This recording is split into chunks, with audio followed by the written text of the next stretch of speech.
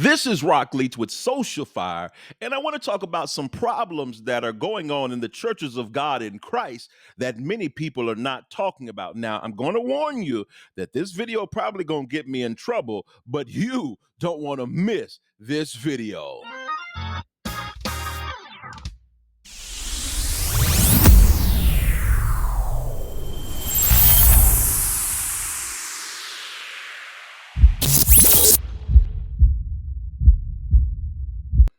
Let me first start out by saying that the churches of God in Christ have a rich history within the civil rights movement. It's very important that I start with this because of where I'm going to go in this video. I've got to let you know that Bishop Charles Harrison Mason was the only reason he didn't have a direct involvement in it is because he passed away in 1961. But he did establish the churches of God in Christ, which there were several other bishops that are a part of the Church of God in Christ. Many have passed on, but a part of the Church of God in Christ who did great things in the civil rights movement. Bishop O.T. Jones was there 1961 to 1968. Bishop Lewis Henry Ford was actually friends and highly involved, he and his church, with Dr. Martin Luther King and the civil rights movement. We can go on to Bishop J.O. Patterson, there from 1968 to 1989, highly involved in the civil rights movement. And although his term as bishop did start at as the civil rights movement, it wasn't at its height. Bishop Chandler D. Owens, in his ministry, was highly involved in the civil rights movement. But I want to talk about what's going on now, because in spite of this rich heritage within the civil rights movement fighting for Black folk, for African Americans, Bishop J. Drew Sheard ignored all of this and created a stain that is just not going away. I want to make sure that we look at this. He wanted to partner with the Latter-day Saints, the Mormons. He wanted to partner with them to do some things that he thought was good. Now, I've got a lot of problems with this because the Latter-day Saints, the Mormons, have had outright racist things that they've done when it comes to Black folk. They believed for a long time that if they believe that Black people are the curse of Cain. This is what they believe. They believe that we because of Cain and Abel, and Cain was cursed according to the Bible. They believe that curse was the skin color of Black people, and that Black people are cursed. I'm gonna go ahead and let that sit there.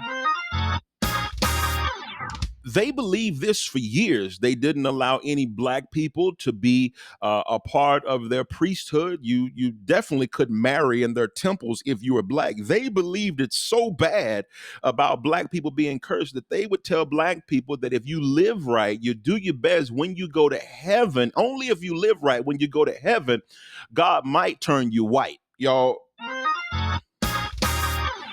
I wish you can't make this stuff up. This is the real thing that was going on there. The reason that I know so much about this, because I've already done a video on how the Mormon church is racist. Now, they may have changed some things, but it's a racist. Their background is in racism, going against Black people. We just gonna go ahead and say that. And even now, there was a video that triggered me to do my video, which was a video of Roland Martin. Everybody know Roland Martin, but he had a lady who was on there. I'll put the link to the video that I did in the description. And she was talking about how she wanted to get married, and she's an African American woman. She wanted to get married there at a Mormon church. And she says that currently, and I did this video last year, March 2023. You can go back and look at it. That currently, and they supposedly have disavowed all that racist stuff, but currently they still have a problem in this area. And she said they wouldn't allow her to marry in the church, one, because she was Black, two, because she was marrying a white man. Now, I wish I was making this up, but I'm not. This is currently still going on, and I don't care. I don't care how much somebody says they disavows a certain thing. Most of them folks still believe the way they believe. This is why I have such a problem with the presiding bishop of the Churches of God in Christ, Bishop J. Drew Sheard, wanting to partner with them in any level, on any level. Now, the thing that separates Church of God in Christ from all other denominations that are Pentecostal movements, and let's be honest, many of them are children of the Church of God in Christ. They came out of the Church of God in Christ. But what separates the Church of God in Christ is their rich history in the civil rights movement. Now, a lot of these denominations have benefits that they got because you had great people, great men of God who stood up, like a Bishop Charles Harrison Mason, like O.T. Jones, Bishop O.T. Jones, Bishop Lewis Henry Ford there, Bishop J.O. Patterson, and Bishop Chandler D. Owens, like these great men of God who stood up to take a stand and to allow initiatives to go on at their church that benefited Black people. It just bothers me to know that Bishop J. Drew Sheard didn't know this, or he chose to ignore it, or he got the wrong people in his ears. Let's go ahead and look at that. One of the greatest presidents, and I'm not just saying this because of his skin color, was Barack Obama. Now, I really respect him because he had to be the smartest brother. He had to be the smartest brother. But one of the things that made him great was his art of delegation. He knew to keep good people with good minds around him. Because he knew he didn't know everything, so he kept people around him who knew more in certain areas than him. Now, let's be honest. The whole reason that he got Biden in there with him as vice president was because so people couldn't come after him about his foreign affairs experience. So he got somebody in there. Now, I'm not saying that Biden is doing a wonderful job or not. I only wanted to make that point for Barack Obama and his art of delegation. We have to understand that as leaders, we don't know everything, and we have to have people around us. Now, this was just a terrible decision. An election is coming up, and will Bishop J. Drew Sheard ever be able to wipe this stain off? Because listen, I'm going to go here. I'm going to go here because I don't want y'all to think that I'm just on some rant.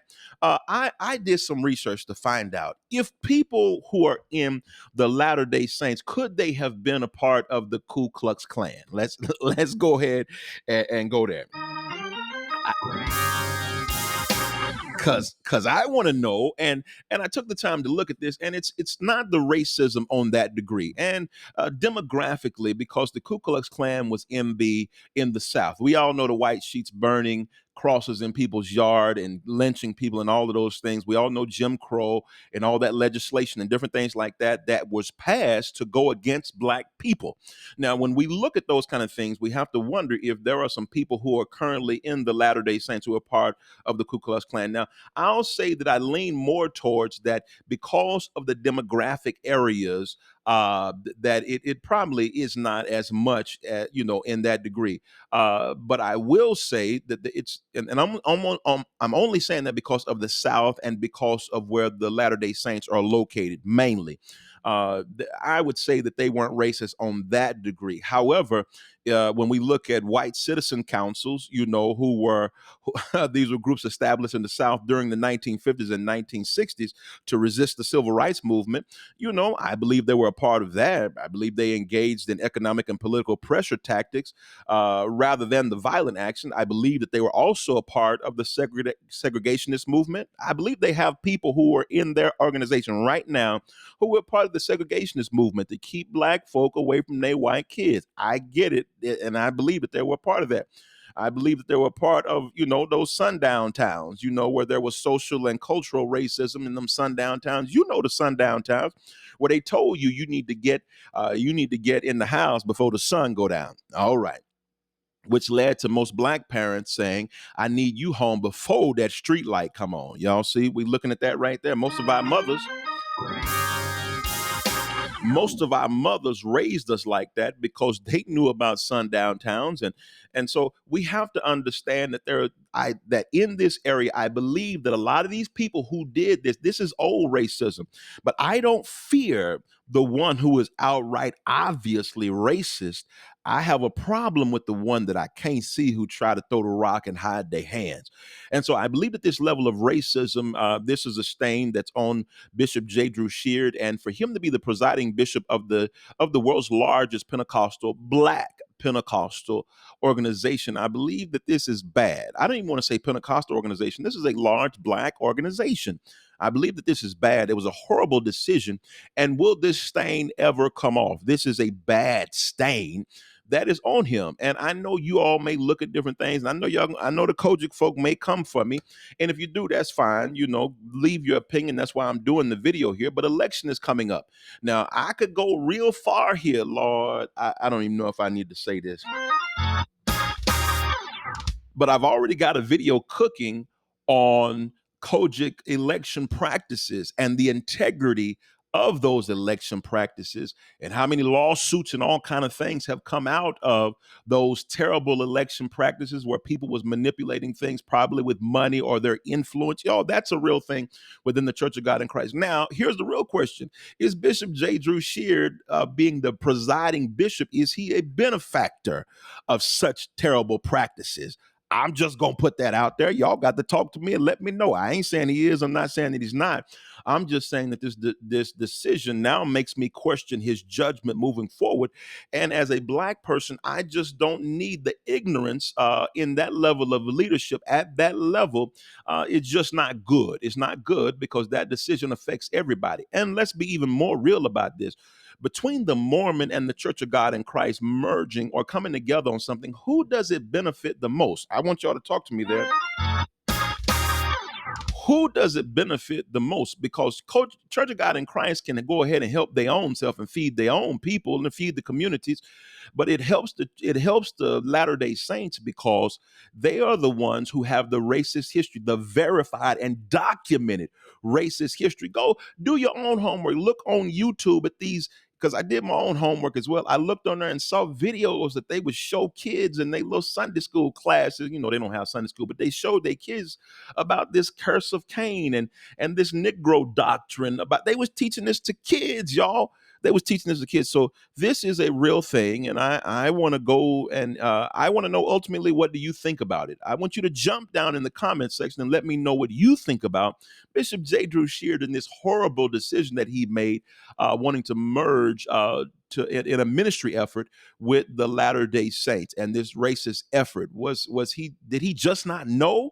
Should we question the people that surround him?